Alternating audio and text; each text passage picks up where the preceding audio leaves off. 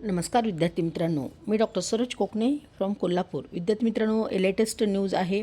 MBBS BDSचे शासनाचे नवीन नियम कोणते आहेत, कोणते रूल्स बदललेले आहेत आणि MBBSची फी स्ट्रक्चर किती आहे तेही सांगणार आहे. आणि BDSसाठी 1 वर्ष सर्व्हिस त्याच्याविषयी सुद्धा नियम पूर्णपणे सांगणार आहे. त्या नोटीस नंबर 6मध्ये ही न्यूज आलेली आहे. तर प्रथम मी तुम्हाला BDSसाठी महत्त्वाचा जो नियम आहे तो आधी मी या व्हिडिओमध्ये सांगणार आहे. तर गव्हर्नमेंटचे जे डेंटल कॉलेजमध्ये आपल्याला BDS ॲडमिशन घेतलेल्या विद्यार्थ्यांना हे लागू आहे नियम. तर इंटर्नशिप पूर्ण झाल्यानंतर 1 वर्ष कंपल्सरी आपल्याला तिथं सर्व्हिस करावी लागणार आहे. ही गोष्ट लक्षात घ्या. ही सेवा महाराष्ट्र गव्हर्नमेंट आणि डिफेन्स सर्व्हिसमध्ये असू शकते. तर हा नियम नीट UG 2022पासून प्रवेश घेणाऱ्या विद्यार्थ्यांसाठी हा नियम लागू आहे. तर डिग्री मिळाल्यापासून 5 वर्ष भारताच्या बाहेरसुद्धा जाता येणार नाही तुम्हाला, म्हणजे प्रॅक्टिस तिथे करता येणार नाही.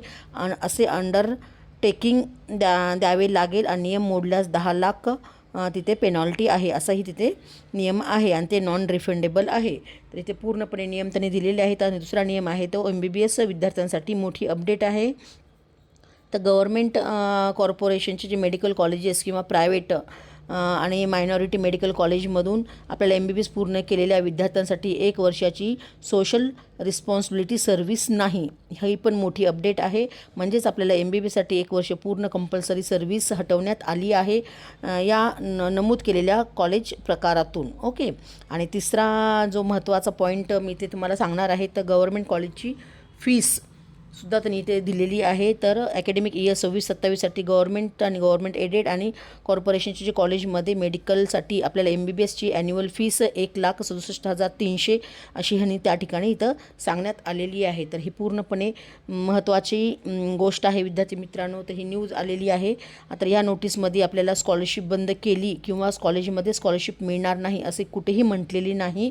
ही नोटीस नीट UG 2026 इन्फॉर्मेशन बाउचर तुम्ही वाचा, म्हणजे तुम्हाला ह्या गोष्टी पूर्णपणे माहिती होऊन जातील. आणि त्यानंतर थोडक्यात सांगायचं झालं तर ह्या नोटीसमध्ये असं सांगण्यात आलेलं आहे की BDSसाठी 1 वर्ष कंपल्सरी सर्व्हिस आणि 5 वर्ष इंडियाच्या बाहेर न सोडण्याची अंडरटेकिंग आणि 10 लाख पेनॉल्टी आणि MBBSसाठी 1 वर्ष सोशल रिस्पॉन्सिबिलिटी सर्व्हिस नाही आणि गव्हर्नमेंटची फीस ॲन्युअल फीस 1,67,300 एवढी असं त्या ठिकाणी सांगण्यात आलेलं आहे. तर ही खूप CAT सेल 2026ची ही नोटीस नंबर 6वरून ही महत्त्वाची अपडेट्स आलेली आहे शासनाची.